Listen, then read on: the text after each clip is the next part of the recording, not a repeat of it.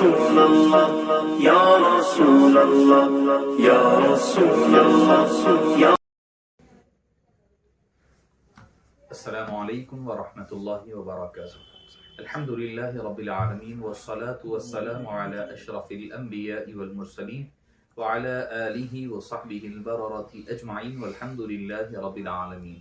فاعوذ باللہ من الشیطان الرجیم، بسم اللہ الرحمن الرحیم۔ قل لا اسألكم عليه اجرا الا المودة في القربى، صدق اللہ العظیم۔ وبلغنا وسندنا رسوله النبی الامین الکریم، ونحن على ذلك لمن الشاهدين والشاكرين والحمد لله رب العالمين۔ فقد قال الله تبارك وتعالى في شأن حبيبه وعظمته تعظيما وتكريما، إن الله وملائكته يصلون على النبي يا أيها الذين آمنوا صلوا عليه وسلموا تسليما، لبيك وسعديك صلوات الله عليه، اللهم صل وسلم وزد وبارك على حبيبك سيدنا محمد وعلى آلہ وصحبہ افضل صلواتک وعدد معلوماتک وبارک وسلم، صلاة وسلاما علیک یا سیدی یا رسول اللہ صلی اللہ تعالی علیہ وسلم۔ معزز ناظرین کرام، شفیق بزرگوں اور عزیز ساتھیوں، اللہ عز و جل نے سورہ شورا کی اس آیت کریمہ میں صراحتاً حکم دیا ہے کہ نبی کریم صلی اللہ علیہ وسلم کا ہر کام اللہ کی خالصتاً للہیت کے لیے، اللہ کی ذات کے لیے کرنا ہوتا ہے۔ ہر نبی کا کام ایسے ہی ہوتا ہے، کسی دنیاوی غرض یا دنیاوی طمع یا دنیا کی کسی فائدے کے لیے وہ کام کچھ نہیں کرتے۔ جو کرتے ہیں وہ للہیت کے ساتھ، اخلاص کے ساتھ، توکل کے ساتھ، اللہ کی رضا کے لیے خالصتاً لوجہ اللہ کیا کرتے ہیں۔ حبیب داور صلی اللہ علیہ وسلم تو امام الانبیاء ہے، امام الانبیاء والمرسلین ہے، سید الانبیاء والمرسلین ہے، اشرف الانبیاء والمرسلین ہے۔ تو جب آپ تمام کے سردار ہیں تو آپ کا ہر عمل تمام انبیاء کے اعمال سے افضل اور اعلیٰ ہونی چاہیے، ارفع و اکمل ہونی چاہیے۔ تو معزز سامعین کرام، جب حبیب داور صلی اللہ علیہ وسلم لوگوں کو تبلیغ دین حنیف کے لیے بلا رہے ہیں، یعنی دعوت دین کا کام فرما رہے ہیں، لوگوں کو کہہ رہے ہیں آ جاؤ اللہ کی طرف، کہ فرمایا کہ قولوا لا الہ الا اللہ تفلحوا، اللہ لا الہ الا اللہ کہو اور کامیاب ہو جاؤ۔ جب توحید کے لیے، اللہ کی رضا کے لیے لوگوں کو دعوت دے رہے ہیں تو یقیناً اس کا اجر، اس کا کوئی پیسہ، کوئی مول، کوئی تنخواہ کچھ نہیں لیا کرتے۔ حبیب داور صلی اللہ علیہ وسلم نے خود فرمایا صلی اللہ علیہ وسلم، نہ مجھے مال چاہیے، نہ مجھے دولت چاہیے، نہ مجھے شہرت چاہیے، نہ مجھے کوئی مکے کی لڑکی چاہیے، نہ مجھے حکومت چاہیے، کچھ نہیں چاہیے۔ بس ایک چیز یہ ہے کہ تم اللہ کی ذات پر ایمان لا لو اور اس کو ایک مان لو۔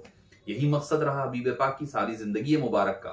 مگر اللہ تعالی، حبیب پاک نے تو کچھ نہیں فرمایا، اللہ نے فرمایا قل، اے حبیب آپ فرمائیے۔ جب اللہ قل کے ذریعے سے کہتا ہے تو اس میں بڑے راز ہوتے ہیں۔ وہ اللہ محبوب اور محب کے درمیان کے راز و نیاز کی باتیں ہوتی ہے جب لفظ قل آ جایا کرتا ہے۔ جب محتم بالشان، اللہ ویسے تو عام طور پر مومنین کو فرمایا وَتُعَزِّرُوهُ وَتُوَقِّرُوهُ، کہ نبی پاک کی تعظیم کرو اور ان کی توقیر کیا کرو۔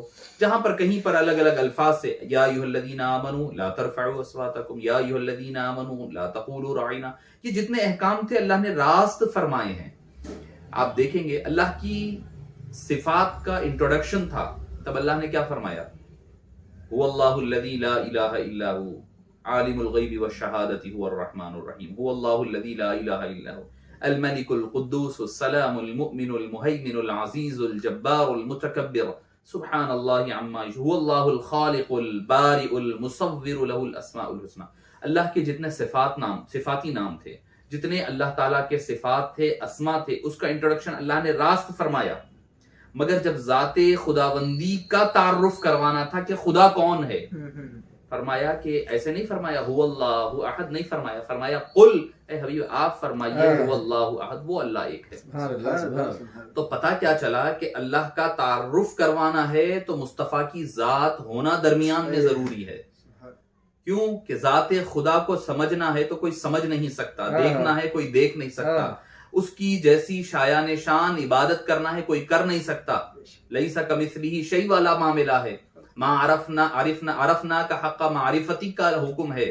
مگر جب اللہ کو اگر کوئی دیکھنا چاہتا ہے کہ وہ حبیب کو دیکھ لے، اللہ کا دیدار ہوگا، اگر کوئی اللہ کی معرفت چاہتا ہے، حبیب کی معرفت حاصل کر لے، وہ اللہ کی معرفت ہے. حبیب کی اطاعت اللہ کی اطاعت، حبیب کی اتباع اللہ کی اتباع. تو معزز سامعین کرام، اللہ تعالیٰ نے درمیان میں حبیب کو کیوں رکھا؟ قل کے ذریعے سے. حالانکہ قل میں کوئی توحید نہیں ہے. قل میں کہہ دیجئے، کوئی توحید کی بات ہی نہیں ہے. اللہ کی بڑائی کبریائی کی بات ہی کیا ہو رہی ہے؟ وہ تو اللہ الصمد سے، اللہ احد ہے، اللہ ایک ہے. قل هو اللہ احد اللہ الصمد، وہ بے نیاز ہے. لم یلد، یہاں سے اس کی تعریف ہو رہی ہے. یہ تعریف تو اللہ سے ہو رہی ہے. مگر قل کیوں رکھا گیا؟ قل رکھ کر کے بتلایا جا رہا ہے میرے اور تمہارے درمیان کئی حجابات ہے. وہ سارے حجابات کا نام محمد مصطفیٰ. اگر تم چاہتے ہو کہ میرے دربار تک آنا چاہتے ہو تو قل کو پکڑو، تب اللہ الصمد اللہ احد ملے گا. اللہ احد کن جائیں گے، نہ اللہ ملے گا، نہ احد ملے گا، نہ اللہ ملے گا، نہ قل ملے گا. قل کو مضبوطی سے تھام لو، ہو بھی مل جائے گا، اللہ بھی مل جائے گا، احد بھی مل جائے گا. تو بات تمہیدن تھوڑا میں قل سے تھوڑا ہٹ چکا تھا. اولیاء کرام کی، صوفیاء کرام کے یہ جو تعلیمات ہوتی ہے، ان کے جو موتی جو اسرار و رموز کھولتے ہیں، اسی میں کہ چند چیزیں اپنی طرف سے نہیں، سنی ہوئی پڑھی ہوئی بات آپ تک پہنچا رہا تھا. تو اللہ نے جو آیت میں اپنی عرض کرنے جا رہا تھا، قل اے حبیب آپ فرما دیجئے، لا اسألکم علیہ اجرا، میں تم سے کوئی اجرت نہیں مانگتا، نہ مجھے پیسہ چاہیے، نہ دولت چاہیے، کچھ نہیں چاہیے. الا المودۃ فی القربہ، ہاں ایک چیز چاہیے، وہ کیا ہے؟ میرے قرابت داروں سے محبت کرو.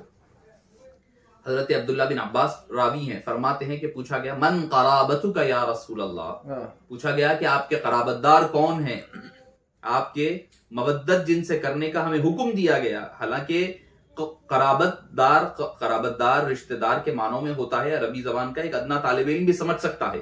ہم ڈکشنری اٹھا کر کے دیکھ لیں، قربت آپ بھی اردو میں استعمال ہوتا ہے. قربت والے لوگ ہیں، میرے قریبی ساتھی ہے، میری قربت میں رہنے والے ہیں، قرابت داری ہے، رشتہ داری ہے، کہا جاتا ہے، اردو میں بھی عام ہے. صحابہ کرام عربی دان ہے، عرب میں رہنے والے لوگ سمجھتے ہیں کہ عربی تھوڑی آ گئی تو سب آ گیا، مگر صحابہ کرام سرچشمہ نبوت سے راست فیضیاب ہونے والے ہیں. لاکھوں کروڑوں غوث و قطب مل کر ایک صحابی کے ایک ادنا درجے کو، نیکی کو نہیں پہنچ سکتا. وہ صحابہ کرام پوچھنے لگے یا رسول اللہ من قرابتو کا، آپ کے قرابت دار کون ہیں؟ حالانکہ رشتہ دار کی بات وضاحت قرآن میں کئی اور مرتبہ مقامات پر بھی آیا، وبالوالدین احسانا وذی القربى، کئی مقامات پر آیا. صحابہ نے کہیں پوچھا نہیں، بتایا گیا. یہاں پر ڈاؤٹ تھا، ڈاؤٹ کلیئر کر لیا تاکہ ہمارے جیسے لوگوں کو معلوم ہے کہ قیامت تک آنے والے کیسے کیسے لوگ ہوں گے، ان کو کلیئر کرنے کے لیے پوچھا من قرابتو کا یا رسول اللہ، آپ کے قرابت دار کون ہیں؟ فرمایا فاطمہ وعلی وابناہما، کہ فاطمہ اور ان کے شوہر علی اور ان کے دونوں شہزادگان. اس آیت کریمہ، ورنہ تو اہل بیت اطہار میں ازواج مطہرات ساری شامل ہیں. یہ اہل سنت والجماعت کا متفقہ عقیدہ ہے کہ اہل بیت اطہار میں ازواج مطہرات بھی شامل ہیں، آپ کی دوسری شہزادیاں بھی شامل ہے. حضرت سلمان فارسی حالانکہ آپ اہل بیت سے نہیں ہیں، باہر والے ہیں، آپ نے فرمایا کہ من اہل بیتی، میرے اہل سلمان من اہل بیتی فرمایا. سلمان فارسی میرے اہل بیت اطہار میں سے ہے، تو اہل بیت میں وہ شامل ہیں. مگر جو شان جو شرف فاطمہ رضی اللہ عنہا اور سیدنا علی مرتضیٰ، حضرت بی بی فاطمہ کی وساطت سے اور علی مرتضیٰ، اور علی مرتضیٰ بذات خود بھی ان کی اپنی شان ہے، یہ جو شان اور شوکت عظمت اللہ نے عطا فرمائی وہ کسی اور کو عطا نہیں فرمائی. یہ منفرد شان ہے، منفرد عطا ہے، اللہ کی انتخاب خداوندی ہے. اسی لیے آپ مباہلے میں بھی دیکھیں ازواج مطہرات ہیں، اس وقت ازواج مطہرات بقید حیات ہیں، صرف حضرت بی بی خدیجۃ الکبریٰ اور حضرت ام سودا ہیں اور حضرت زینب، تین حضرات کا وصال ہوا تھا، ورنہ تو سارے ازواج مطہرات موجود تھے. بی بی عائشہ موجود تھیں اس وقت، حضرت ام سلمہ ہے، حضرت زینب بنت جحش، دوسرے اور ازواج میں بی بی حفصہ رضی اللہ، دوسرے جویریہ، ماریہ قبطیہ رضوان اللہ علیہ عنہن اجمعین، سارے بقید حیات ہے. آپ صلی اللہ علیہ وسلم نے ان کو نہیں لے گئے مباہلے کے وقت، بی بی فاطمہ الزہرا کو لے جانا بتلا رہا ہے. ان کی شان منفرد ہے ان کی، مگر ان کی شان بیان کرتے ہوئے ازواج مطہرات کو گالی دینا یہ تشیع اور روافظ کا طریقہ کار ہے، اہل سنت والجماعت کا طریقہ کار ہے. اہل سنت کیا ہے؟ ادب والوں کا نام ہے، ادب والوں کا نام ہے. جس مٹی پر اولیاء کرام کے، انبیاء تو دور کی بات ہے، صحابہ کرام تو دور کی بات ہے، اولیاء کرام کے قدم پڑ جاتے ہیں. ہم غوث پاک رضی اللہ عنہ کے مزار پاک کی مٹی کو سر پہ رکھ کر کے اپنے پاس تبرک کے طور پر استعمال کرتے ہیں، تبرک کے طور پر رکھتے ہیں. خاک شفا کیا ہے؟ ہم تو در پر پڑی ہوئی چیزوں کا ادب کرنے والے لوگ ہیں، تو پتہ کیا چلا ان کی گلی میں پھرنے والے کتوں کا، ان کے جانوروں کا ادب کرنے والی جماعت کا نام اہل سنت والجماعت ہے۔ کون ہے؟ مجھے یاد آ رہا ہے کہ حضرت بشر حافی رحمہ اللہ ہے کہ آپ مدینہ منورہ میں ہوتے تو چپل نہیں پہن کر پھرتے، ننگے پیر پھرا کرتے ہر جگہ۔ کیا پتا کہ کس جگہ میرے آقا کا قدم پڑا ہوگا، میں اپنے چپل پہن کر کیسے پھروں؟ یہ عاشق کی عشق کی معراج ہے۔ لوگ کہتے ہیں سلوک کیسے طے ہوتا ہے، سلوک طے کرنا کے طریقہ کار کیا ہے، یہ لطائف پڑھیں گے، یہ مراقبات پڑھیں گے۔ دیکھیے لطائف چونکہ سلسلہ عالیہ نقشبندیہ ہی کے حضرات ہیں تو میں عرض کروں کہ ہمارے پاس لطائف کا معاملہ ایسا ہے کہ کبھی محنتوں کے ذریعے سے سلوک طے ہوتا ہے، کبھی ایک نظر ایک عمل کی وجہ سے سلوک طے ہوتا ہے۔ کون ہے؟ میں سمجھتا ہوں کہ مجھے وہ عالم شاید عبد الماجد دری آبادی ہے یا کون ہے، نہیں معلوم ہے، مجھے یاد نہیں آ رہا ہے۔ حضرت ابو الفدا حضرت پروفیسر عبدالستار خان نقشبندی علیہ رحمت و رضوان سے پوچھا کہ بھئی آپ زجاجہ کے ترجمے کے کام میں، اس کی تصحیح کے کام میں موجود تھے؟ انہوں نے کہا کہ ہاں۔ تو انہوں نے کیا کہا کہ عبدالستار صاحب آپ کا سلوک زجاجہ کے ذریعے سے مکمل ہوا۔ سبحان اللہ سبحان اللہ سبحان اللہ۔ بے شک حضرت بشر حافی رحمہ اللہ، ان کی تمام عبادتیں اپنی جگہ ہوگی مگر یہ ایک عمل حبیب پاک کی بارگاہ میں اتنا مقبول۔ اچھا یہ بھی نہ سمجھیں کہ جو حضرات چپل پہن کر پھرتے ہیں وہ بے ادب بھی نہیں ہیں۔ بے شک دوسرا ہمارے پاس اینگل دوسرا نکال لیا جاتا ہے بات کا کہ بھئی نہیں، اب میرے نظر میں جو کرائیٹیریا ہے وہی کرائیٹیریا عشق رسول کا ہے، اس سے مخالف ہے تو وہ غیر سنی ہے کہہ دینا یہ جہالت ہے، کم علمی ہے، تنگ نظری ہے۔ حضرت بشر حافی نے کیا، ان کا معاملہ ان کے ساتھ اگر کوئی دوسرا آدمی اب موجودہ دور میں ڈامبر کی روڈ ہے، پتھر گرم ہے، اگر پھرے گا تو دوسرے بار وہ جا نہیں سکے گا حرم پاک کو، کیونکہ گرمی کا موسم بڑا سخت ہوتا ہے۔ وہ اللہ تعالیٰ نے ان کے لیے آسانیاں فرما دی تھی۔ بہرحال میں عرض کر رہا تھا وہ بغیر چپل پھرنے لگے مدینہ منورہ میں، اور جتنے دن رہتے، جتنے سال آپ رہے، اتنے سال اور اتنے مہینے اللہ تعالیٰ نے کتے بلی جانوروں کو حرم مدینہ کے احاطے میں، اس کے ڈائیمیٹر میں کوئی غلاظت کرنے سے روک دیا تھا۔ کوئی جانور وہاں پر غلاظت نہیں کرتا۔ ایک مرتبہ ایک اللہ والے نے دیکھا کہ ایک مقام پر کتا یا بلی جو بھی جانور تھا اس نے غلاظت کر دی ہے، تو آپ نے فرمایا پتہ لگتا ہے کہ بشر حافی کا انتقال ہو چکا ہے۔ تو معزز سامعین کرام، ہم تو ادب والے لوگ ہیں، تو ہر ایک کا ادب ہمارے اوپر لازم ہے۔ آج کی یہ گفتگو وارث علوم ظاہریہ و باطنیہ، امام الہدا والتقا، منبع علم و رشد و ہدایت، استاذ امام اعظم ابو حنیفہ رضی اللہ عنہ و ارضاہ، اور جلیل القدر علماء کرام، ابن حیان الکوفی جو کیمسٹری کا، جس کو فادر آف کیمسٹری کہا جاتا ہے، ان کے استاد کا نام حضرت امام جعفر صادق ابو عبداللہ رضی اللہ عنہ و ارضاہ کی ذات مبارکہ ہے۔ حضرت امام جعفر صادق رضی اللہ عنہ کے چونکہ اس مبارک مہینے سے آپ کی نسبتیں وابستہ ہے، تو اس مہینے کی نسبت کے اعتبار سے حضرت سیدنا امام جعفر صادق رضی اللہ عنہ کا ذکر خیر سننے سنانے کے لیے جمع ہے۔ معزز سامعین کرام، مجھے کون ہے یاد نہیں آ رہا ہے کہ غالباً حضرت حضرت داؤد ہیں، داؤد طائی ہیں یا کون ہے مجھے یاد نہیں رہا، غالباً حضرت داؤد طائی ہیں۔ وہ عمر کے اعتبار سے حضرت امام جعفر صادق سے بڑے ہیں عمر میں۔ وہ آئے اور آ کر کہنے لگے مجھے کچھ وصیت فرمائیے۔ امام جعفر صادق کو فرمایا کہ آپ وصیت فرمائیے۔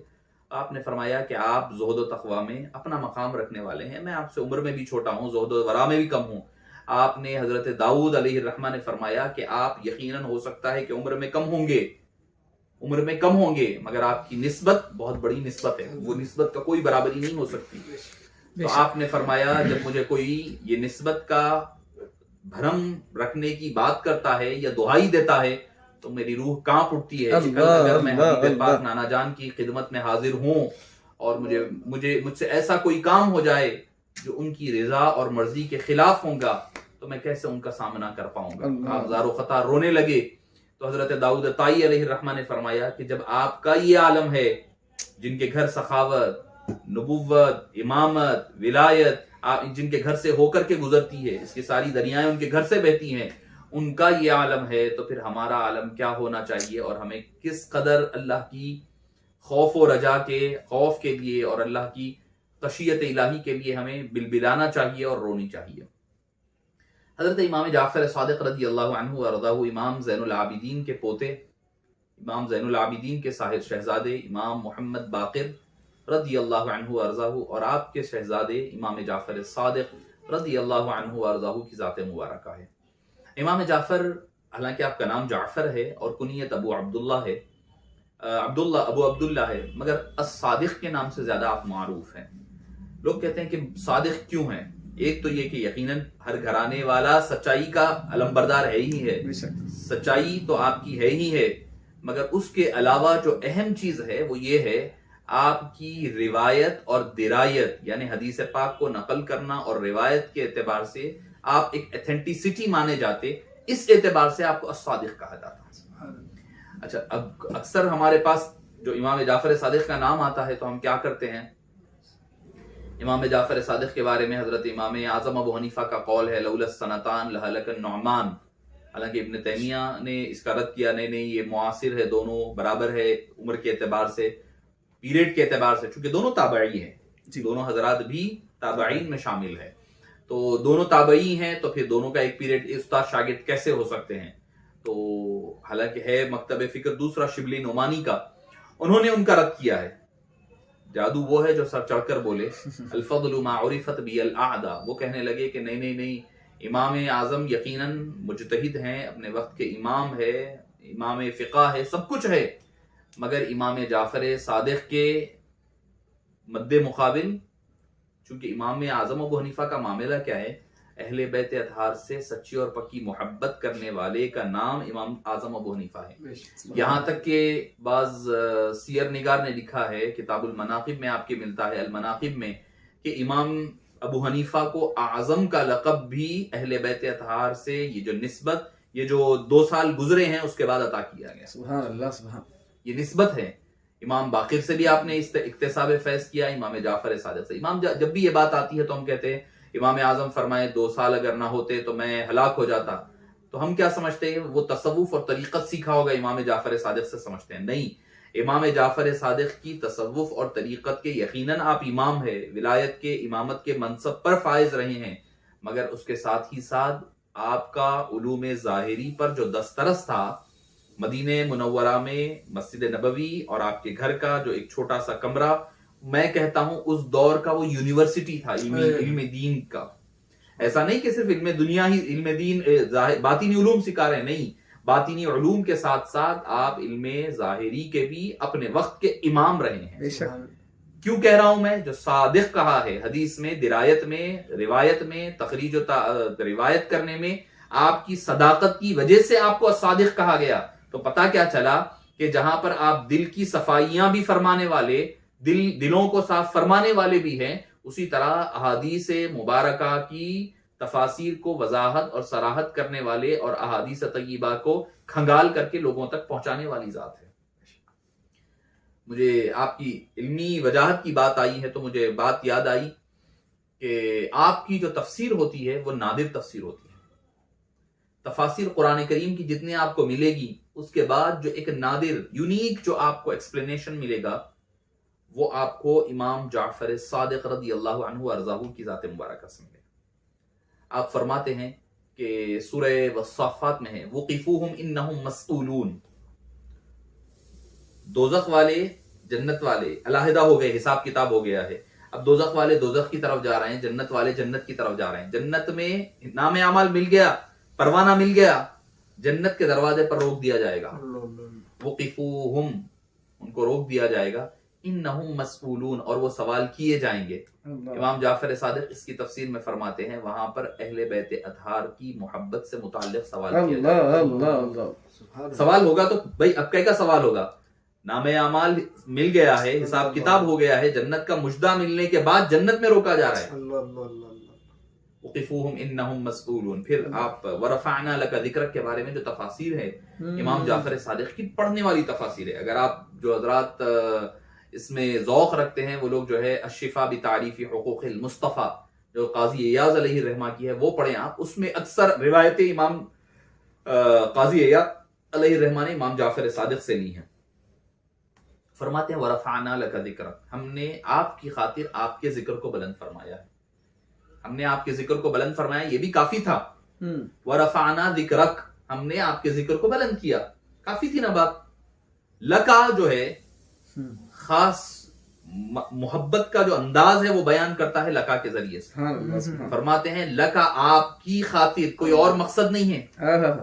بلند کیا تو بھائی اپنی رضا کے لیے کیا، اپنی خوشی کے لیے نہیں. نہیں میرا حبیب سب سے اونچا رہے، نہیں میری غرض بھی نہیں ہے. لکا آپ کی خاطر ہے، آپ کی غرض مقصود ہے. آپ کو بلند و بالا آپ کے ذکر کو کرنا، ذکر کو فرمایا. پھر جب ذکر بلند ہے تو امام جعفر صادق اس کی شرح میں فرماتے ہیں دیکھیے اللہ سے منسوب جو چیز ہے وہ بلند ہے. بے شک. اس کے ناموں کی طرح کسی کا نام نہیں، اس کی ذات کی طرح کسی کی ذات نہیں، اس کے اعمال کی طرح افعال کی طرح جو بھی وہ کرتا ہے، اس کی سنتوں کی طرح کسی کی سنت نہیں. وہ درود پڑھتا ہے، وہ درود اس کا پڑھنا دوسرے کے پڑھنا برابر نہیں ہو بے سکتا. شک. شریک ضرور ہو رہا ہے بندہ اللہ کے عمل میں، مگر وہ برابری نہیں ہو سکتی. تو لہٰذا جب اللہ تعالیٰ بلند فرما رہا ہے تو اللہ بلند، جو بلند کر رہا ہے حبیب کا ذکر وہ بلند، جس کا ذکر بلند کیا جا رہا ہے وہ بھی بلند. سبحان اللہ سبحان اللہ. ذاکر بھی بلند، ذکر بھی بلند، مذکور بھی بلند. سبحان اللہ سبحان اللہ. تو فرماتے ہیں کہ ایک تفسیر کیا ہے کہ پہلی تفسیر یہ ہے کہ جہاں جہاں اللہ کا نام لیا جائے گا وہاں وہاں حبیب پاک کا نام لیا جائے. ایک تفسیر، پہلی تفسیر امام جعفر صادق فرماتے ہیں کہ جہاں اللہ کا ذکر ہوگا وہاں پر اس کے حبیب پاک کا ذکر ہوگا. آپ دیکھیں، آپ اتحیات میں بیٹھیں، آپ نماز پڑھ رہے ہیں، نماز میں آپ کی نماز جب تک مکمل نہیں ہوگی جب تک آپ قاعدہ اولا اور قاعدہ اولا آخرہ نہیں پڑھیں گے، اور اس میں درود و سلام ہے. السلام علیکہ ایھا النبی، نماز ہے، نماز میں درود و سلام. اور ایک لطیف نقطہ بات آئی ہے تو سنتے چلیں. اللہ نے قیام میں آپ کو کیا پڑھایا؟ سورہ فاتحہ پڑھایا، ضم سورہ پڑھایا. رکوع میں اللہ کی تسبیح کروائی، جھکے ہوئے ہیں، ٹھہرے ہوئے عالم میں قرآن پڑھے، جھک کر کے اللہ کی تسبیح بیان کی. سجدے میں چلے گئے، اللہ کی تسبیح بیان فرمائی. کر دیا، کر اب جو ہے اب تک آپ قرآن پڑھ لیے، ذکر کر لیے، تسبیح ہو گئی، تحلیل ہو گئی، سب ہو گئی. کچھ عمل ٹھہر کر ہوا، کچھ عمل جھک کر ہوا، کچھ عمل سجدے کے عالم میں ہوا. اب اس کے بعد جب حبیب پر درود پڑھنا تھا تو ادب سے بٹھا دیا گیا. وہ ٹھہر کر نہیں کہا، وہ جھک کر نہیں، بیٹھ کر کے دو زانو بٹھا دیا گیا. اگر کوئی مجبوری نہیں ہے، ادب سے بیٹھا آدمی گھٹنے مار کے ہلکی پلکی مار کر بیٹھا تو نماز مکروہ ہو جائے گی. دو زانو بیٹھنا ہے، ہاتھ بھی رکھ لینا ہے تو ادب فرمایا محمد با خدا، محمد کیا ہے، با مصطفیٰ ہوشیار، کہ با خدا ہے تو آدمی خدا کا معاملہ ہے تو اس کو ٹھہر کر کے جیسا چاہے کر لے. مگر جب مصطفیٰ کی بات آئی، جان رحمت صلی اللہ علیہ وسلم کی، تو فرمایا با محمد ہوشیار. یہاں پر ادب کا مقام ہے. ادب گاہیست زیر آسماں از عرش نازک سر، نفس گم کر دمی آید جنیدو بایزیدی جا. یہ مصطفیٰ کی بارگاہ ہے جان رحمت. اسی لیے آپ دیکھیے مکے میں لوگ جاتے ہیں، کوئی لبیک اللہم لبیک پکار رہا ہے، کوئی ہاتھیں اٹھا رہا ہے، کوئی چیخ رہا، چلا رہا، کچھ بھی وہ کر رہا ہے. مگر مدینے میں ہے سانس بھی آہستہ لے. یہ وہ بارگاہ ہے کہ مکے میں عاصی کرم ڈھونڈتا ہے، مدینے میں عاصی کو کرم ڈھونڈتا ہے. یہ معاملہ ہے. کیا ہے کہ لا ترفعو سے مشورہ کر کے ہی جائیے، لا ترفعو سے مشورہ کر کے ہی جائیے، گر خواب میں بھی ہوتی ہو وصل نبی کی بات. تو ایسا معاملہ حبیب پاک صلی اللہ علیہ وسلم کی بارگاہ کا ہے. تو ادب سے بٹھا دیا گیا، ادب سے بٹھا کر کے دو ہاتھ زانوؤں پر رکھوا دیا گیا. اب کہا السلام علیکہ ایھا النبی کہو. امام حضرت شاہ ولی اللہ محدث دہلوی علیہ الرحمہ جو شیخ محقق ہے، محقق علی الاطلاق ہے، ایسا نہیں کہ کوئی محقق ہے ہندوستان میں وغیرہ میں کئی علماء کرام آئے ہیں، کوئی محقق ہے تو ایک علم کا ہے، کوئی تفسیر میں اعلیٰ ہے، کوئی حدیث میں ہے، کوئی فقہ میں ہے. مگر شیخ عبدالحق محدث دہلوی علیہ الرحمہ کے بارے میں کہا شیخ محقق علی الاطلاق ہے، یعنی ہر علوم پر ان کی تحقیق دسترس رکھتی ہے، ہر علوم پر ان کی فوقیت ہے. اور عاجز کا چونکہ حضرت سے خاص ایک نسبت رہی ہے، تحقیقی کام حضرت پر کیا ہے. تو میرا اپنا جو ذاتی طالب علمانہ جو چھوٹا موٹا ہے، میں سمجھتا ہوں کہ ہندوستان بر صغیر میں، ہندوستان اور پاکستان میں اگر اس کیلیبر کا اور اس سطح کا کوئی اور عالم دین نہیں، چاہے کوئی ہو. میں مطلب حالانکہ میں خود ہوں نظامی، جامعہ نظامیہ سے فارغ ہوں، جامعہ عثمانیہ میں پڑھا ہوں، میں بانی جامعہ علیہ الرحمہ کا خوشہ چی ہوں، در کا سیدی عبداللہ شاہ صاحب علیہ الرحمہ محدث دکن علیہ الرحمہ کے در کا گدا ہوں. مگر اس کے باوجود میں کہہ رہا ہوں کیونکہ جتنے عقائد ہمارے پاس ہے، فاتحہ، درود، عرس، ایصال، استعانت وغیرہ پر جتنے دلائل شاہ عبدالحق محدث دہلوی علیہ الرحمہ نے دیے ہیں، وہ دلائل ہی کا ایکسپلینیشن، چاہے وہ بانی جامعہ علیہ الرحمہ ہو یا چاہے امام احمد رضا خان علیہ الرحمہ ہو، یہ ایکسپلینیشن ملے گا، مگر جو دلائل کی جو بنیاد ہے وہ ایک ہی ہے، وہ شاہ عبدالحق محدث دہلوی۔ تو بہرحال میں عرض کر رہا تھا، آپ کیا فرماتے ہیں؟ آپ فرماتے ہیں کہ آدمی کا سلوک اور تصوف کی انتہا احسان کب مکمل ہوتا ہے؟ تو فرمایا احسان سلوک جب مکمل ہوگا، نماز پڑھو تو یہ تصور کرو کہ وہ اللہ کو دیکھ رہا ہے یا اللہ اسے دیکھ رہا ہے۔ سلوک جو ہے، احسان کیا ہے؟ اللہ کو آپ دیکھ رہے ہیں، یا ان تعبد اللہ کأنک تراہ فإن لم تکن فإنہ یراک، یہ حدیث پاک ہے، مسلم شریف بخاری کی متفق علیہ حدیث پاک ہے۔ احسان یہ ہے کہ یا تو آپ اس کو دیکھو یا وہ آپ کو دیکھ رہا ہے، اور فرماتے ہیں اس کا تکمیلہ کیا ہوتا ہے کہ جب السلام علیکہ ایھا النبی پر پہنچو تو یہ تصور رکھو کہ تم مصطفیٰ جان رحمت کو دیکھ رہے ہو، یا نہیں تو کم سے کم وہ تمہیں دیکھ رہے ہیں۔ یہ کمال ہوتا ہے، تب نماز عروج اور کمال معراج کو پہنچتی ہے۔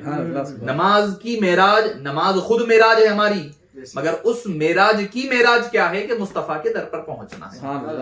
تو معزز سامعین کرام، امام جعفر صادق رحمہ رضی اللہ عنہ علیہ السلام فرماتے ہیں کہ ذکر کی بلندی یہ ہے کہ جہاں پر اذان ہے، اذان میں جب تک اشہد ان محمد رسول اللہ نہیں کہیں گے اذان پوری نہیں ہوگی، اقامت میں اشہد ان محمد رسول اللہ نہیں کہیں گے اقامت پوری نہیں ہوگی، خطبہ پورا نہیں ہوگا، نماز پوری نہیں ہوگی، کسی بھی آپ جہاں پر اللہ کا نام جائے گا، اللہ کے نام کے ساتھ مصطفیٰ جان رحمت صلی اللہ علیہ وسلم کا نام نامی ضرور آنا ہوگا۔ اور عجیب بات ہے، اگر کوئی لا الہ الا اللہ کہہ دے تو آدمی مومن نہیں ہوگا، اس کی بجائے محمد الرسول اللہ کہہ دیا تو مسلمان ہے، صرف محمد الرسول اللہ۔ کیوں؟ لا الہ الا اللہ میں اللہ کی توحید ہے، اللہ نہیں ہے کوئی معبود سوائے اللہ کے، مگر محمد الرسول اللہ میں کیا ہے؟ محمد اللہ کے رسول ہیں، اللہ بھی مان رہا ہے، رسول بھی مان رہا ہے، محمد بھی مان رہا ہے۔ سبحان اللہ۔ اچھا، یہ ہو گئی بات۔ اب آگے دوسری تفسیر کیا فرماتے ہیں؟ فرماتے ہیں کہ جو اللہ کا ذکر تو معی، کہ وہ میرے ذکر کے ساتھ حبیب کے ذکر کو جمع کرنا پڑے گا، جہاں ذکر ملائے وہ جا کر کے رفعنا لک ذکر کی تکمیل ہوتی ہے۔ پھر دوسرے مقام پر فرمایا کہ دوسری منزل کیا ہے رفعنا لک ذکر کی؟ فرمایا من ذکرک ذکرنی، جو حبیب کو یاد کر لے، جو حبیب کا ذکر کر لے، در حقیقت وہ اللہ ہی کا ذکر ہوگا۔ کون فرما رہے؟ امام جعفر صادق فرما رہے ہیں۔ یہ تفسیر آپ کو کسی اور، چاہے صحابی ہو چاہے اہل بیت اطہار کے کوئی اور ہو، دوسروں سے آپ کو یہ نہیں ملے گی، جو امام جعفر صادق رضی اللہ عنہ وارضاہ نے اپنے اجداد سے بیان فرمائی ہے۔ کیا فرمایا کہ من ذکرک ذکرانی، جو آپ کا ذکر کر لے حبیب، در حقیقت وہ میرا بھی ذکر ہوگا۔ اگر کوئی یہ کہے کہ رات بھر انہیں اللہم صلی علی محمد اللہم صلی علی محمد رات بھر پڑھتا رہا، تو اس کے نامہ اعمال میں لکھا جائے گا کہ اس نے رات بھر درود بھی پڑھا، نبی کا بھی ذکر کیا، اللہ کا بھی ذکر کیا۔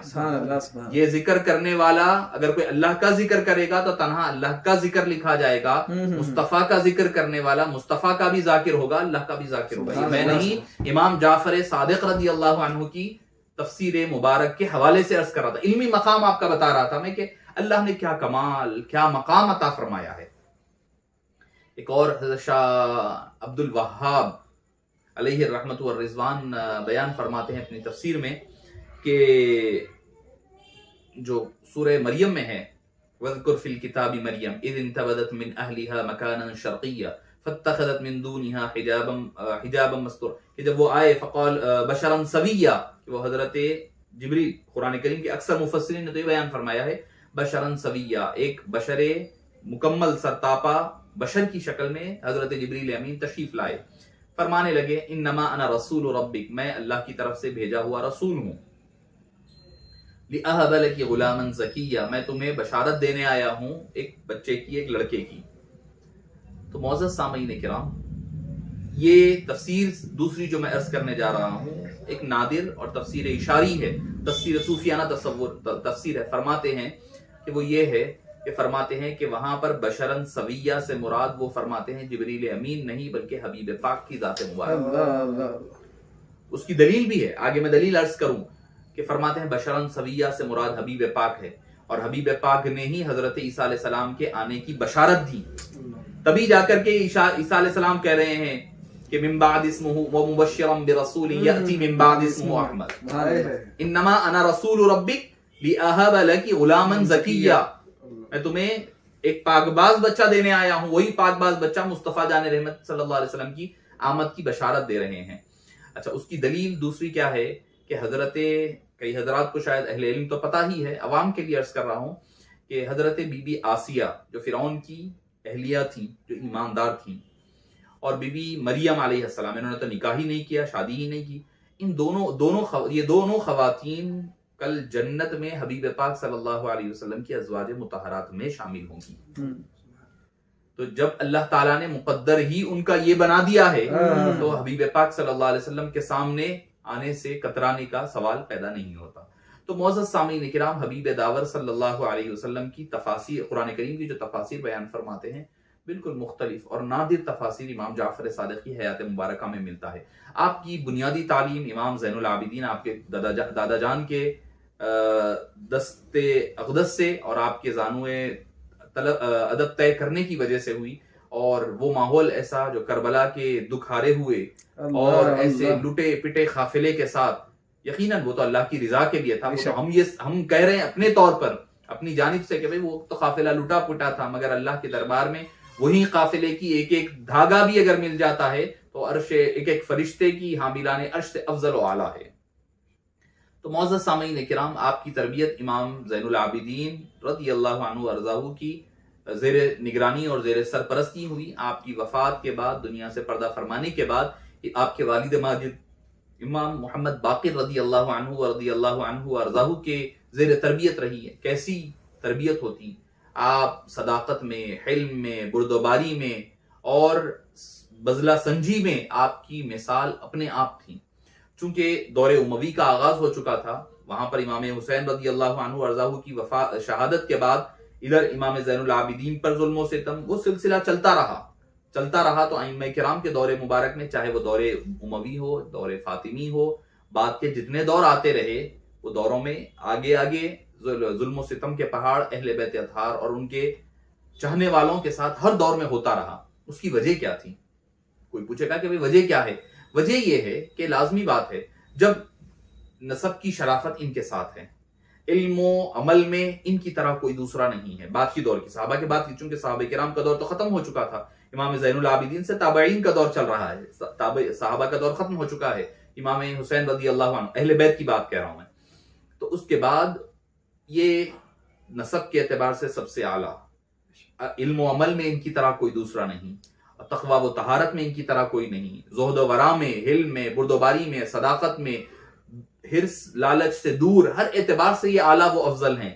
تو اگر لوگ ان کے قریب ہوں گے، اگر ہم تھوڑا سا اہل بیت اطہار کے ائمہ کو اسپیس دے دیں گے، ہم ان کو تھوڑا موقع فراہم کر دیں گے، تو یہ لوگ ہمارے تخت کے لیے کہیں مشکلات پیدا نہ کر دیں، ہمارے تخت و تاج ہم سے چھین نہ جائیں۔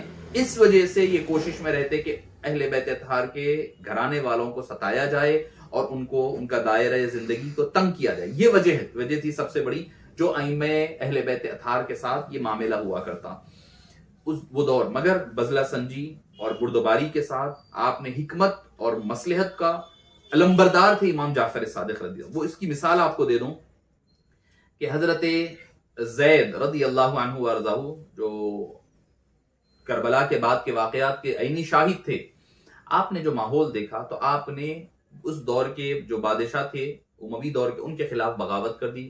بعد میں تو آپ خلیفہ منصور آئے، خلیفہ منصور بھی تھا، اس وقت کی بھی بات ہو رہی ہے، تو بغاوت کر دی ہے۔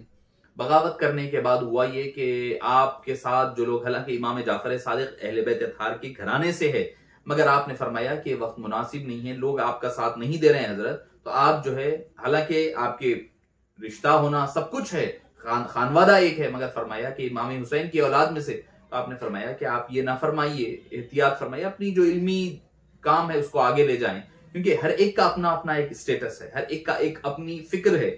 اسلام نے عزیمت بھی رکھا ہے، اسلام نے رخصت بھی رکھی ہے، تو جس کا جو اختیار ہے، کوئی رخصت کو اختیار کرے گا، کوئی عزیمت کو اختیار کرے گا، یہ ان کو غلط نہیں کہا جائے گا، وہ ان کو غلط نہیں کہا جائے گا۔ آج ہمارے پاس جو سمجھا جا رہا ہے، ہمارے اندر جو تشدد آ گیا ہے کہ بھئی اگر کوئی خاموش رہ جاتا ہے، کوئی علی الاعلان جو ہے کسی کو کافر وغیرہ نہ کہتا ہے، تو ہم یہ سمجھتے ہیں نہیں وہ نہیں کہنے والا، بزدل ہے، وہ جو ہے حکمت سے کام لے رہا ہے، بزدلی ہے، فلاں ہے فلاں ہے۔ معزز سامعین کرام، غالباً میں نے ربیع الاول شریف کے موقع پر عرض کیا ہے کہ قرآن کریم اٹھا کر کے دیکھیں، قرآن کریم نے وَمِنَ النَّاسِ کے لفظ سے استعمال فرمایا ہے۔ تو ایسا نہیں ہے کہ اگر کوئی ایک کا عمل دوسرے سے ٹکراتا ہوا نظر آتا ہے تو جہاں پر سیدنا فاروق اعظم تلوار لیے ہوئے ہمیشہ رہتے ہیں، وہیں پر صدیق اکبر کی نرمی، رقت اور رحمت اور رافت کو بھی دیکھنا پڑے گا۔ جہاں پر مولا مشکل کشا علی مرتضیٰ رضی اللہ عنہ کی شجاعت و بہادری اور دلیری کے مثالیں ملے گی، وہیں پر سیدنا عثمان غنی رضی اللہ عنہ کی نرم دلی، آپ کی رحم دلی، وہ بھی آپ کو مطمع نظر رکھنا ہوگا۔ اور حبیب پاک صلی اللہ علیہ وسلم کا اسوہ نرم دلی کی طرف زیادہ رہا۔ آپ صلی اللہ علیہ وسلم کسی کو نام لے کر نہیں فرماتے ہم میں سے کچھ لوگ ایسے ہیں جو یہ کر رہے ہیں۔ تو میں عرض کر رہا تھا کہ امام جعفر صادق کے بارے میں کوئی غلط رائے قائم نہ کر لے، اسی لیے میں نے یہ بات وضاحت کے طور پر کی ہے۔ تو آپ نے فرمایا کہ نہیں، آپ اپنا جو علمی کام ہے وہ جاری رکھیں۔ امام حضرت زید نے آپ نے اپنے راہ پر چل پڑے اور یہاں تک کہ آپ کو شہید کر دیا گیا۔ اس کے بعد آپ کی جسم مبارک کو، جسم سے کپڑے اتار لیے گئے اور اتار کر کے آپ کو سرے راہ جو ہے لٹکا دیا گیا، تاکہ لوگوں کو پتا چلے کہ جو ہمارے بادشاہوں کے خلاف بغاوت کرے گا اس کا انجام یہ ہوگا۔ مگر قربان جائیے آپ کی کرامت کے، آپ کو برہنہ کر دیا گیا، مگر اللہ تعالیٰ نے ایک مکڑی کو بھیجا، وہ مکڑی جا کر کے آپ کے اعضائے مخصوصہ پر جال بندی، تاکہ آپ کی جسد مبارک کے جو آپ کے لوگوں کے سامنے عیاں نہ ہونے پائے اور پردہ پوشی ظاہر میں قائم باقی رہے۔ تو یہ ظلم و ستم کا دور تھا جس میں امام جعفر صادق رضی اللہ عنہ پروان چڑھ رہے ہیں۔ آپ کو کئی مرتبہ بلایا جاتا، بادشاہ بلاتا، خلیفہ منصور نے بلا کر کے لوگ تھے، کیونکہ نہیں چاہتے تھے کہ دونوں میں محبتیں بڑھے، دونوں میں تعلقات استوار ہو، تو بلا کر کے کہنے لگا کہ آپ تشریف لائیے۔ آپ تشریف لے گئے۔ جانے کے بعد پوچھا گیا کہ آپ کو کس چیز کی ضرورت ہے، فرمائیے، میں آپ کے سامنے رکھ دوں گا، آپ کو جو چاہیے میں دے دوں گا، فلاں کر دوں گا۔ آپ نے فرمایا کہ نہیں، مجھے کچھ نہیں چاہیے، ایک آپ سے درخواست ہے۔ بڑا خوش ہو گیا بادشاہ کہ بھئی حضرت امام جعفر صادق میرے سامنے درخواست رکھ رہے ہیں۔ فوری طور پر وہ سمجھنے لگا کہ کچھ مال کہیں گے، کچھ پیسہ، کچھ درہم و دینار کی بات ہوگی۔ آپ نے فرمایا میری آپ سے ایک ہی درخواست ہے، ہمیں بار بار اپنے محل کو نہ بلایا کریے، جب ہمارا دل کرے گا ہم خود آپ کے پاس آ جایا کریں گے، ہمیں بار بار بلا کر کے زحمت مت دیا کریے۔ خلیفہ منصور ہکا بکا ہو گیا کہ یہ کیا معاملہ ہے۔ اور آپ کی کرامات کے حوالے سے آتا ہے، ایک مرتبہ اس نے اسی گمان میں، اور آپ کی شہادت کے بارے میں بھی خلیفہ منصور ہی کو مورد الزام ٹھہرایا ہے سیر نگار نے۔ آپ کی 80 یا 83 سال سن ہجری میں آپ کی ولادت ہوتی ہے، اور کم و بیش 148 یا 153 میں آپ کی شہادت مبارکہ ہوتی ہے۔ تو اس کو جب بدگمان کیا گیا آپ کے بارے میں، تو وہ آیا اور اس نے پہلے سے پلاننگ کر لی، کہنے لگا کہ بھئی دیکھو امام آئیں گے، میں ان کو بلاؤں گا، تم لوگ جو ہے فوری طور پر اوپر پتھر رکھنا، بڑا آپ کے اوپر نعوذ باللہ گرا دینا۔ اس ارادے کے تحت آپ کو دعوت دی گئی، آپ تشریف لائے، اور جیسے ہی خلیفہ منصور نے ملاقات کی، اس نے کہا کہ فوری ادب سے مل کر کے ہاتھ پیر چوم کر کے آپ کو پھر جانے کے لیے کہا، کہہ کر کے وہ اندر جا کر کے سو گیا۔ اتنا سویا کہ روایتوں میں آتا ہے کہ اس کی کئی نمازیں قضا ہو گئی، سیر الاولیاء میں آتا ہے۔ اس کے بعد جب وہ اٹھا تو لوگ پریشان کہ بھئی بادشاہ کو کیا ہو گیا، ایسے کیسے سو رہا ہے۔ جب پوچھا گیا کہ کیا معاملہ ہوا، ہم تو جو پلاننگ ہوئی تھی یہاں بلا کر بٹھانا ہے، وہاں سے پتھر گرانا ہے، وغیرہ وغیرہ سارا کچھ تھا۔ آپ نے وہ کہنے لگا کہ میں نے تو ارادہ پلاننگ یہی کی تھی، مگر جب وہ تشریف لائے تو میں کیا دیکھتا ہوں، ان کے پیچھے ایک ایسا بڑا اژدہا آیا ہے کہ وہ کہہ رہا ہے کہ اگر ادنا درجے کی بھی اگر امام کے ساتھ گستاخی کرے گا تو تجھے تیرے سارے وزراء کے ساتھ، تیرے محل کے ساتھ میں تجھے نگل جاؤں گا۔ اللہ وہ اس قدر مجھے خوف اور ڈر ہوا کہ میں جو جا کر سو گیا، تو جب تک وہ خوف ختم نہیں ہوا میں سوتا رہا، اور ہر بار مجھے اس کا وہ جو اژدہا ہے وہ مجھے یاد آتا ہے۔ تو معزز سامعین کرام، امام جعفر صادق رضی اللہ عنہ وارضاہ کے تلامذہ میں امام اعظم ابو حنیفہ فرماتے ہیں، میں نے کئی اساتذہ سے پڑھا ہے، کئی اساتذہ رہے ہیں آپ کی زندگی میں۔ آپ فرماتے ہیں میں نے امام جعفر صادق جیسا کسی کو نہیں پایا۔ خود فرمایا لولا سنتان لہلک النعمان، اگر 2 سال نعمان کو نہ ملتے تو نعمان ہلاک ہو جاتا۔ آخر آپ اندازہ لگائیے کہ جو وقت کا امام ہے، جو امام لوگوں کی نمازیں درست کرتا ہے، اسے پھر ایک اور اہل آل نبی اور اولاد علی کے دامن میں جانے کی ضرورت کیوں پیش آتی ہے؟ علم کی وجہ سے آدمی میں جو غرور و تکبر پیدا ہوتا ہے، اللہ والے اس غرور و تکبر کو ختم کیا کرتے ہیں۔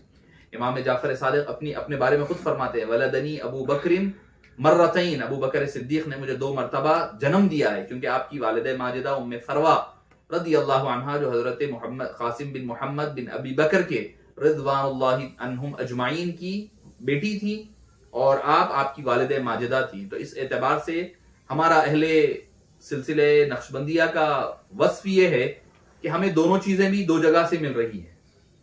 ہمارا جو سلسلہ قادریہ چل رہا ہے، وہ قادری سلسلے کا جو سلسلہ ہے امام جعفر صادق سے، ادھر سے محمد حضرت قاسم اور حضرت محمد سے آ رہا ہے، تو ادھر سے نقشبندی سلسلہ مل رہا ہے ہمیں۔ امام جعفر صادق مجموع البحرین ہے، نسب کے اعتبار سے وہ علی والے ہیں، اور سلسلے نقشبندیہ کے اعتبار سے وہ ابو بکر والے ہیں۔ تو معزز سامعین اکرام، یہ شان اور شرف سلسلے نقشبندیہ ہی کو حاصل ہے، کسی اور سلاسل کو یہ شان، یہ 2 جگہ سے جا کر کے جو سلسلہ مل رہا ہے وہ سلسلہ عالیہ نقشبندیہ ہی ہے۔ تو معزز سامعین اکرام، امام جعفر صادق رضی اللہ عنہ وارضاہ ابن، اور خود کون ہے میں نام بھول رہا ہوں، کوئی سائنٹسٹ کا، اس نے کہا کہ فادر آف کیمسٹری ابن حیان ہے۔ ابن حیان نے جو آپ کے رسائل تھے، جو رسالے تھے، جو مختلف چھوٹے چھوٹے مضامین تھے، اس کو ایک کتاب میں جمع کر کے ابن حیان نے چھاپا، جو کیمسٹری کا آج کے دور کی آرگینک کیمسٹری لے لیں آپ، یا پھر نارمل کیمسٹری جو ہے، وہ ساری چیزیں امام جعفر صادق کے در سے نکلنے والی۔ دنیاوی علوم کون سے؟ فزکس امام جعفر صادق کے پاس پڑھ لیں، میڈیسن پڑھنا ہے پڑھ لیں، کیمسٹری میں تو اچھے پیدل ہو جاتے ہیں۔ بچوں کو جو بائی پی سی جو سائنس کے اسٹوڈنٹس ہیں ان سے پوچھئے سب سے ٹف کیا دکھتا ہے، تو کہیں گے کہ کیمسٹری۔ پھر آرگینک کیمسٹری اور زیادہ ٹف ہے۔ اس کے امام اور فاؤنڈر کا نام امام جعفر صادق ہے۔ سبحان اللہ، سبحان۔ علم حیت، علم الاجسام یا باڈی کے ریلیٹڈ جتنے چیزیں آپ کو ملے گی، وہ ساری چیزیں امام جعفر صادق رضی اللہ عنہ وارضاہ کے در پر ملے گا۔ جلد، اسکن ڈیسیزز آج سب سے مہنگا مرض مانا جاتا ہے، اسکن، اس کے بارے میں امام جعفر صادق کے در پر پہنچ جاؤ، آپ کو علم مل جائے گا۔ معزز سامعین کرام، امام جعفر صادق رضی اللہ عنہ وارضاہ کی ذات مبارکہ ایسی کہ جب دین کے علوم ہو تو دریا بہ رہا ہے، دنیاوی علوم ہے تو اس کے بھی دریا بہ رہے ہیں۔ ہر مجموع البحرین، ہر اعتبار سے امام جعفر صادق رضی اللہ عنہ وارضاہ کی ذات مبارکہ ہے۔ آپ کی وفات کے بارے میں آتا ہے، آپ کی شہادت 15 رجب کے بارے میں اکثر راویین نے نقل کیا ہے، 148 سن ہجری ہے، بعض نے 150 کہا، بعض نے 153 بھی کہا ہے، بعض نے آپ کی جو وفات مبارکہ ہے اس کو شوال کا مہینہ بھی بتایا ہے، کیونکہ تاریخ اس وقت جو ہے وہ نہیں تھی، کہ تاریخ مکتوب نہیں تھی، لکھی ہوئی نہیں تھی۔ تو اب جب یہ کوئی قرآن اور حدیث کا معاملہ نہیں ہے کہ یہ تاریخ کیا ہے، وہ تاریخ کیا ہے، اس میں کوئی مسئلہ نہیں ہے جس پر امت کا اجماع ہو جائے، امت جو ہے کہ اکثریت جس تاریخ پر جمع ہو جائے اس تاریخ پر۔ اور ہمارے پاس تو ایسا ہے معاملہ، اب تو اللہ ماشاءاللہ معاف فرمانا کہ ہمارے پاس تو ایسا ہو گیا ہے کہ ہم ہر تاریخ پر لڑائی جھگڑے شروع کر دیے ہیں، چاہے وہ حضرت سیدنا صدیق اکبر کی تاریخ ہو، فاروق اعظم کی ہو، عثمان غنی کی ہو، مولا مشکل کشا کی ہو۔ اب جیسا کل پرسوں 13 تاریخ ہے، اس پر ایک نے کہا کہ بھئی یہ کہاں پر ہے 13 تاریخ کی پیدائش، شیعوں کی روایت ہے۔ میں نے تو الابصار، نور الابصار میں نے دیکھ رہا تھا کتاب، اس میں تو وضاحت اور صراحت کے ساتھ 13 کا ذکر ہے۔ اچھا مان بھی لیا جائے تو اگر کوئی تاریخ پر ائمہ کرام، علماء کرام کا اجماع ہو جائے، علماء کرام ایک تاریخ پر متفق ہو جائے تو اس کو متفقہ تاریخ مانا جاتا ہے۔ اور ایسا بھی نہیں ہے، اب ہمارے پاس اب امام جعفر صادق کی اب یہ مہینہ آتا ہے تو اب اختلاف شروع ہو جاتا ہے۔ 22 رجب کو کنڈے کی دعوت ہوتی ہے، اس پر حضرت امیر معاویہ رضی اللہ عنہ وارضاہ کی وفات کا دن، حالانکہ حضرت امیر معاویہ رضی اللہ عنہ کی تاریخ کے بارے میں بھی اختلاف ہے، 2 یا 3 کسی نے کہا ہے رجب، اکثریت نے 22 کا ذکر فرمایا۔ معزز سامعین کرام، یہ ہمارے پاس یہ ہو گیا ہے۔ اب حالات جو ہمارے جا رہے ہیں ان حالات کو دیکھیں آپ، اب جو ہندوستان کے ہمارے حالات بدل رہے ہیں ان حالات کے تناظر میں ہمیں اختلافات کو کم کرنا ہے۔ ہم تو نئے مسائل کو اٹھا کر بیٹھ رہے ہیں، نئے چیزوں کو فتنہ انگیزی پیدا کرنا۔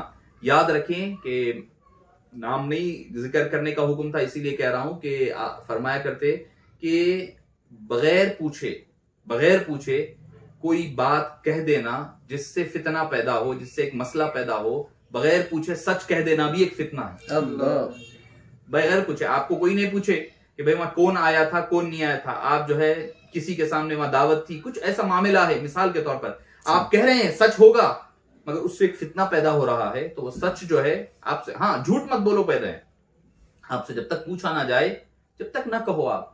یہ ہم اسلاف کو اپنے دیکھا کرتے ہیں۔ تو یہ زیادہ تر اب جو چیزیں پہلے سے طے شدہ ہے، اچھا اب لوگ اعتراض ہو رہا ہے بھائی 22 کے دن کنڈے کی نیاز نہیں کرنی چاہیے، وہ کرنا کیا ہے، شیعوں کا طریقہ ہے، وہ حضرت امیر معاویہ رضی اللہ عنہ وارضاہ کی وفات کی خوشی میں کیا کرتے ہیں۔ بھائی ان کے کرنے نہ کرنے سے ہمیں کیا کرنا ہے؟ بھائی وہ تو قرآن بھی پڑھتے ہیں، وہ قرآن بھی پڑھتے ہیں، کیا ہم قرآن پڑھنا چھوڑ دیں؟ وہ نماز بھی پڑھتے ہیں، کیا ہم نماز پڑھنا چھوڑ دیں؟ وہ ان کے پاس ان کے اعتبار سے کئی چیزیں مختلف ہی ہے۔ میں تو کہتا ہوں کہ بھائی ایک کام یہ کریں، امام جعفر صادق کی نیاز کے ساتھ حضرت امیر معاویہ رضی اللہ عنہ کی فاتحہ کو بھی شامل کریں۔ ہمارے پاس کوئی تاریخ کا کوئی اعتبار نہیں ہے، کوئی اعتبار، جیسے مثال کے طور پر کوئی کہیں گے 22 کو کیوں کرتے ہیں، تو میں جو حضرت سیدی ابو البرکات سید پیر خلیل اللہ شاہ صاحب، میں بچپنے کی بات عرض کر رہا ہوں، غالباً میری عمر اس وقت 6 یا 7 سال کی رہی ہوگی، تو اس وقت کی بات عرض کر رہا ہوں کہ بابا حضور کے ساتھ میں گیا تھا، حضرت کے ساتھ ایک کوئی بڑے نواب صاحب تھے، ان کے پاس کنڈوں کی نیاز تھی 22 کو، اس میں حضرت بذات خود تشریف لے گئے اور کچھ نہیں فرمایا، نہیں فرمایا یہ کیوں کر رہے ہیں، یہ شیعوں کا طریقہ ہے، نہیں فرمایا۔ ہاں ایک بات عرض کی تھی جو مجھے آج بھی اپنے دماغ پر یاد، اچھی طریقے سے یاد ہے، فرمایا تھا کہ بابا آپ صلی اللہ علیہ وسلم کو گوشت پسند تھا، گوشت بھی بنا لیا کریں۔ اتنا جملہ مجھے یاد ہے حضرت کا، حضرت نے فرمایا تھا سرکار گوشت بڑے پسند سے کھایا کرتے تھے، یہ آپ کا جملہ یاد ہے مجھے۔ تو معزز سامعین کرام، اگر کوئی کرتا ہے، کوئی کہے گا کہ بھئی حضرت ابو الفدا علیہ رحمت و رضوان سے پوچھا گیا کہ 22 کو کیوں کیا جاتا ہے، تو آپ نے فرمایا کہ جو ولایت کا جو سلسلہ حضرت علی مرتضیٰ رضی اللہ عنہ وکرم اللہ وجہہ الکریم کے بعد جو ائمہ اہل بیت اطہار کے ذریعے سے چلا، وہ امام جعفر صادق کو امامت کا جو ولایت کا جو منصب عطا فرمایا گیا وہ 22 تھی۔ ٹھیک ہے، اگر نہ بھی ہوتی ہے تو ہمارے پاس جو تاریخ سے کوئی ایک کام منسوب ہو جاتا ہے، جیسے مثال کے طور پر 11ویں شریف کرتے ہیں، ہر کوئی کرتے ہیں، ہم آپ سب کرتے ہیں، جبکہ علماء کرام کی اکثریت کا اس بات پر اتفاق ہے، نہ 11 کو آپ کی ولادت ہے نہ آپ کی وفات ہے۔ 11 کو نہ ولادت ہے، ولادت تو آپ کی رمضان اور شعبان کے آخری دن ہے، اور آپ کی وفات کے بارے میں، وصال کے بارے میں آتا ہے کہ آپ کی وصال مبارک جو ہے 17 ربیع الثانی بتلائی جاتی ہے۔ پھر 11 کو کیوں کرتے ہیں؟ جو دن جس سے منسوب ہو جاتا ہے، جس کے ساتھ معروف ہو جاتا ہے، اس دن کے ساتھ ان کی برکتیں، رحمتیں، سعادتیں رہتی ہے۔ تو معزز سامعین کرام، ان لڑائی جھگڑوں میں اپنے آپ کو نہ ڈالے۔ یقیناً حضرت سیدنا امیر معاویہ رضی اللہ عنہ صحابی رسول ہے۔ میں حالیہ ایک نجی گفتگو ہو رہی تھی ہمارے ایک ساتھی کے ساتھ، تو گفتگو میں بات ہو رہی تھی، تو پوچھا کہ بھئی فضائل کیا ہے؟ میں نے کہا سارے فضائل یقیناً ہے، احادیث طیبہ میں ہم بیان کر سکتے ہیں، وہ علیحدہ ہے۔ ساری فضائل اگر کوئی کہے کہ وہ ضعیف ہے، میں نے کہا سارے فضائل چھوڑ بھی دیں، حضرت امیر معاویہ رضی اللہ عنہ کا صحابی ہونا ہی سارے فضائل سے افضل فضیلت ہے۔ وہ فضیلت کوئی اور نہیں پا سکتا، وہ فضیلت میں کوئی اور شامل نہیں ہو سکتا جو فضیلت اللہ تعالیٰ نے آپ کو عطا فرمائی ہے۔ جو آپ کو صحابیت سے خارج کرنے کی بات کرے وہ اہل سنت والجماعت کا نہیں ہو سکتا۔ کافر نہیں کہہ رہا ہوں، کیونکہ ہم جو عقائد پڑھ کر آئے ہیں اس میں توازن رکھنا ضروری ہے۔ کیوں؟ ہم جب عقائد کی کتابیں پڑھتے ہیں تو جو حضرت صدیق اکبر کی صحابیت کا انکار کرے، کیونکہ وہ قرآن سے ثابت ہے، وہ کافر ہوتا ہے۔ قرآن کا انکار کافر ہوتا ہے، کفر ہوتا ہے۔ ہم ہمارے اساتذہ سے، علماء کرام سے پڑھ کر کے آئے ہیں، جیسا کہ حضرت صدر الشیوخ علیہ الرحمہ اور حضرت شیخ الحدیث عمدۃ المحدثین خواجہ شریف صاحب علیہ الرحمہ فرمایا کرتے کہ جو حضرت زید بن حارثہ رضی اللہ عنہ کا انکار کرے یا ان کے ساتھ بدتمیزی کرے، بے ادبی کرے، وہ شخص کافر ہے۔ بی بی عائشہ صدیقہ رضی اللہ عنہا کی طہارت کا ذکر قرآن میں ہے، ان کی طہارت کا انکار کرے وہ آدمی کافر ہے۔ اس کے علاوہ کوئی اگر بے ادبی دوسرے صحابہ کا کرتا ہے تو وہ فاسق ہوگا، فاجر ہوگا، حرام ہوگا اور جو ہے اہل سنت والجماعت کا فرد نہیں مانا جائے گا۔ تو ہمارے اندر جو عقائد ہمارے بڑوں نے جو دیے ہیں، جو ایام ہمارے لیے سیٹ کر رکھے ہیں، وہ بہتر جانتے ہیں ہمارے حق میں کیا بہتر ہے، ہمارے لیے کیا بہتر ہے۔ اگر کوئی امام جعفر صادق کی نیاز کر رہا ہے کریں، 15 کو کریں، 22 کو کریں، اللہ نے دیا ہے ہر دن کریں۔ سبحان اللہ جب کر رہے ہیں سارے صحابہ کرام کو شامل فرما لے، خصوصاً حضرت امیر معاویہ رضی اللہ عنہ کا دن ہے وہ بھی شامل فرما لے، مگر یہ تشدد کہ اس دن وہ نہیں کرنا، اس دن یہ نہیں کرنا، یہ جو تشدد ہے اہل سنت والجماعت کا شیرازہ بکھیر رہا ہے۔ اور آگے یاد رکھیں کہ ہمارے حالات ایسے نہیں ہیں۔ اب وہ لڑکی جو حجاب والی ہے اس کو کیا غیروں نے یہ پوچھ کر اٹیک کیا تھا کہ تم سنی ہو، غیر سنی ہو، شیعہ ہو، اہل حدیث ہو، جماعت اسلامی کو ہو، تبلیغ ہو؟ نہیں پوچھا تھا اس نے، اس کو بس ایک برقع، بس مسلم ہے یہ ایک ورڈ ان کے لیے کافی ہے، ہمارے مارے جانے کے لیے ایک لفظ کافی ہے۔ تو ہمارے لیے، ہم غیر کے لیے ایک ہی لفظ ہے مسلم، تو ہمارے لیے بھی چاہیے کہ ہم ایک بن جائیں غیر کے لیے بھی، تاکہ ہم آنے والے حالات کا مقابلہ کر سکتے ہیں۔ اللہ پاک سے دعا ہے کہ باری تعالیٰ امام جعفر صادق رضی اللہ عنہ وارضاہ کی ذات مبارکہ کے صدقے و طفیل ہماری دین دنیا آخرت کو سنوار دے، اور آپ کی تعلیمات پر عمل پیرا ہونا ہمارے لیے آسان فرما دے، دین دنیا اور آخرت کی بھلائیاں عطا فرما، جب تک دین اسلام پر جیے مرنے لگے خاتمہ بالخیر فرما، ہمیں ادب والے لوگوں میں ہمارا شمار فرما۔ صلی اللہ تعالی وسلم علی سیدنا محمد و آلہ وصحبہ اجمعین والحمد للہ۔